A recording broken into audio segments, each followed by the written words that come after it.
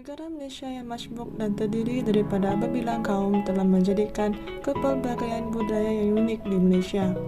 Kepelbagaian budaya etnik telah menjadi daya tarikan kepada pelancong-pelancong asing. Perayaan-perayaan yang disambut mempunyai nilai-nilai dan keunikan tersendiri yang tidak dapat digantikan. Terdapat pelbagai jenis perayaan yang dirayakan oleh kaum-kaum utama di Malaysia, iaitu bagi kaum Melayu, Cina, dan India. Hari Raya Aidilfitri merupakan perayaan yang disambut oleh kaum Melayu di Malaysia. Mengikut kalender Islam, Hari Raya bermula pada 1 Syawal iaitu bulan ke-10. Pada Hari Raya Aidilfitri, lelaki Melayu berpakaian songkok serta dilengkapi dengan lilitan songket di bahagian pinggang. Manakala bagi perempuan Melayu, berbaju kurung serta bertudung. Selain itu, umat Islam pergi ke masjid untuk bersolat. Umat Islam juga akan saling mengunjungi sesama sanak saudara untuk mengeratkan lagi hubungan. Rumah terbuka akan diadakan untuk melayan tetamu dengan menghidangkan pelbagai makanan serta kuih-muih tradisional. Sebagai contoh, lemang, rendang, ketupat, kuih loyang, dodol, dan repenyek. Ibu bapa juga menyediakan duit raya kepada anak-anak yang belum berkahwin. Umat Islam juga merayakan Hari Raya Aidiladha. Hari Raya Aidiladha juga dikenali sebagai Hari Raya Korban atau Hari Raya Haji. Hari Raya ini merayakan sehari selepas jemaah haji berwukuf di Arafah, iaitu berakhirnya tempoh mengerjakan ibadah haji di Mekah. Hari Raya Aidiladha disambut oleh umat Islam pada tanggal 10 Zulhijjah. Sambutan Hari Raya Aidiladha di Malaysia dimulakan dengan bacaan takbir dan tahmid secara berjemaah di masjid, diikuti salat sunat Aidiladha. Kemudian bacaan khutbah menceritakan pengorbanan dan perjuangan Nabi Ibrahim. Seterusnya, umat Islam mengunjungi rumah saudara mara dan sahabat handai. Acara penyembelihan korban diadakan selepas itu dan 3 hari berikutnya, iaitu pada 11, 12, dan 13 hari Tasyrik. Awal Muharram juga disambut oleh umat Islam. Perayaan awal Muharram merupakan tahun baru Islam dan perayaan ini dirayakan untuk mengingatkan peristiwa penghijrahan Nabi Muhammad dan sahabat dari Makkah ke Madinah. Tradisi yang diamalkan semasa menyambut perayaan ini adalah membuat bubur Asyura yang disediakan oleh para sukarelawan untuk mereka yang berpuasa dari awal pagi hingga ke petang. Selain itu, mereka akan datang ke masjid yang berdekatan dengan rumah untuk menjalankan solat dan khutbah serta berselawat ke atas Nabi Muhammad. Selepas itu, sebagian mereka akan tinggal untuk mengambil bahagian sebarang aktiviti seperti mintai perkongsian pendapat dan berbincang erti ayat-ayat Al-Quran. Bagi kaum Cina pula, perayaan menyambut Tahun Baru Cina adalah antara perayaan yang terpenting bagi kaum ini. Tahun Baru Cina merupakan salah satu perayaan yang disambut oleh bangsa Cina pada akhir bulan Januari atau awal bulan Februari dan disambut selama 15 hari. Tahun Baru Cina akan dinamakan dengan zodiak Cina yang bulanan setiap tahun mengikut susunan zodiak yang ditetapkan. Aktiviti seperti membersihkan dan menghiaskan rumah dengan kupret dan tangglong akan dijalankan sebelum menyambut perayaan ini. Pada waktu malam, bangsa Cina akan menjalankan tradisi menyala mercun untuk mengundurkan nian yang dikatakan akan membunuh manusia dan ternakan. Makanan-makanan tradisional yang akan dihidangkan kepada tamu pada masa ini adalah yu sheng, buah limau, dian kao, chang shou mian, dan tang yuan. Seterusnya, kaum Cina juga merayakan perayaan Kueh Bulan. Perayaan Kueh Bulan ini disambut oleh kaum Cina dan dikatakan sebagai salah satu perayaan yang terpenting untuk mereka.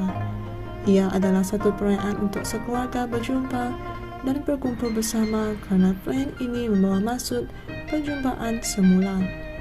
Satu hidangan istimewa mesti akan muncul pada perayaan ini, yaitu kueh bulan. Pada malam itu, ahli-ahli keluarga akan mengagumi bulan penuh sambil menikmati kueh bulan selepas makan bersama. Kanak-kanak juga akan bermain tanglong. Perayaan ini berasal daripada pelbagai cerita, tetapi yang paling terkenal adalah kisah Hoyi dan Changi. Kaum Cina juga merayakan Pesta Perahu Naga. Pesta Perahu Naga merupakan salah satu perayaan yang disambut oleh kaum Cina di Malaysia. Ia juga dikenali sebagai Tuan Wu Jie. Mengikut kalender lunar iaitu kalender Cina tradisional, Pesta Perahu Naga disambut pada hari kelima bulan kelima. Perayaan ini diadakan untuk memperingati Cui Yan, seorang penyair dan patriot tersohor. Semasa perayaan ini, kaum Cina akan mengadakan perlumbaan perahu naga dan makan makanan tradisional bagi kaum Cina yang berbentuk segitiga dan dibuat daripada pulut, iaitu dipanggil zhongzi. Setiap tahun, berbagai perahu dihiasi dengan kepala naga, dicat dengan pelbagai warna, beserta dengan ekor naga dan mata naga sekaligus. Kaum India merupakan salah satu kaum utama di Malaysia. Hari Deepavali merupakan salah satu perayaan utama yang dirayakan oleh kaum ini.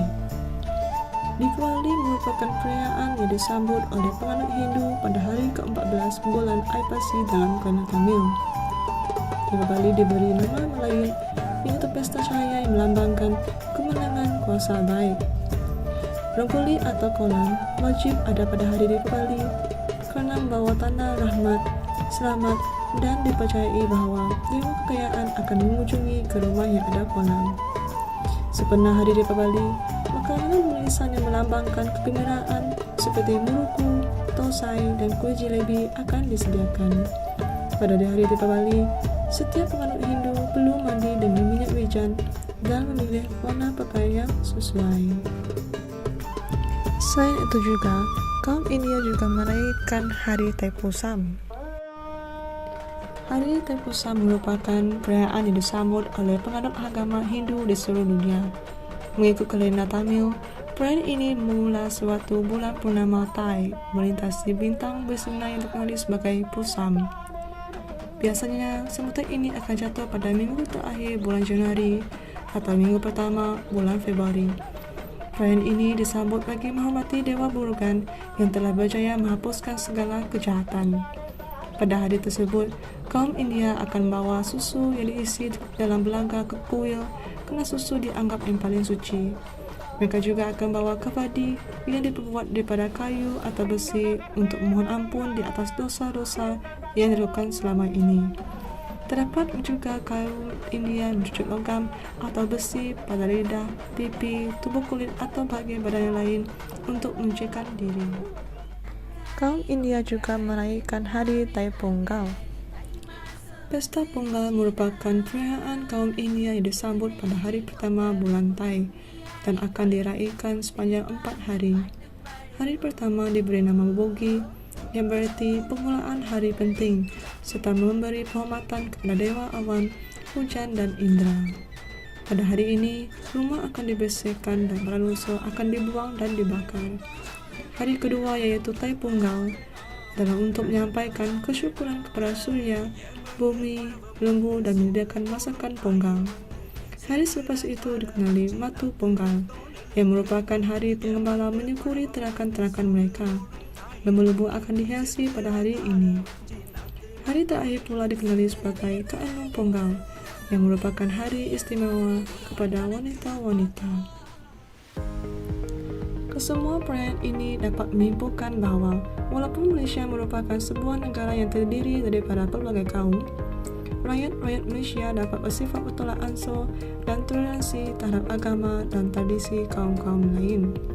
Sekiranya setiap pihak dapat memberi penghormatan kepada perayaan-perayaan kaum lain, segala perayaan yang ada di negara kita Malaysia dapat dikekalkan untuk generasi muda pada masa depan.